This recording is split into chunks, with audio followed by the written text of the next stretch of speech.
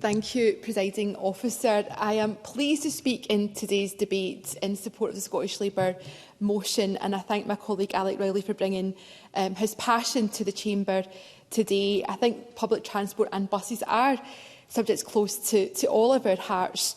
But Alec Rowley is absolutely right. This debate is about people first and foremost. It's about the future of our communities and young people, and indeed the very future of our planet.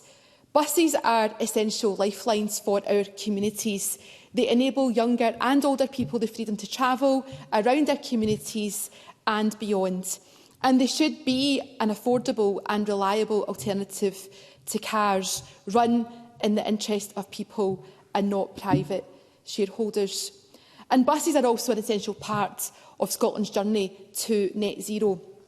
The Scottish Government has rightly recognised the importance of buses in its National Transport Strategy and the Programme for Government, where it pledged to support Scotland's bus networks.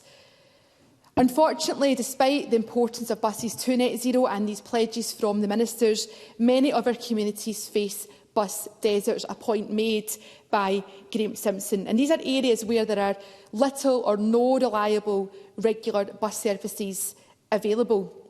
Scottish Labour, of course, supports the expansion of the National Travel Concessionary Scheme that we introduced in government. But the point has been made, what use is the free bus pass if there is no bus that turns up at the bus stop? So people are frustrated. I think the Minister wants us all to be very calm today, but the reality is that we can't solve a problem if we don't admit it in the first place. So I think it is unfortunate that the very fair and factual points made in Labour's motion today have been deleted by the Government. And where bus services do continue to exist, many people simply can't afford to use the bus. We know that buses are predominantly relied upon by people on lower incomes who can't afford to buy a car, and around a third of people in Scotland are without access to a car. And Beatrice Wishart talked about some of the challenges in our more rural areas.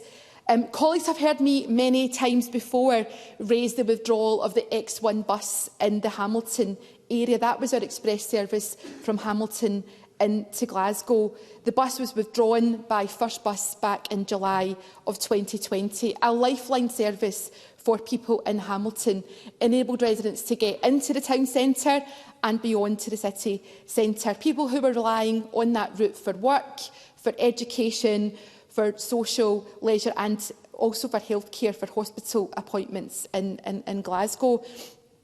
In that time, now that people have come out of lockdown and want to get back out again, people have told me that it now costs them £15 return journey from one end of Hamilton to the other just to get to see a doctor. It's completely unaffordable. I've raised it many, many times. The Minister's new in his post, and I hope we will meet soon with local people from Hamilton to find some solutions. Sticking with the X1 bus, I think I've told the Minister before, but I will repeat again. Over 100 people recently turned up at a bus stop to get a photo taken to send a message that they want their bus back. That's how serious this is, but people are not getting any answers. Presiding Officer, the cancellation of the X1 bus and the campaign led by the community highlights how much people care about bus services. Monday is the start of Love My Bus Week. The people of Hamilton loved their X1 bus. Communities around Scotland love their buses too. It's time that the Scottish Government show that they also love buses and will provide not just the vision but the investment that we need for people and the planet. Thank you.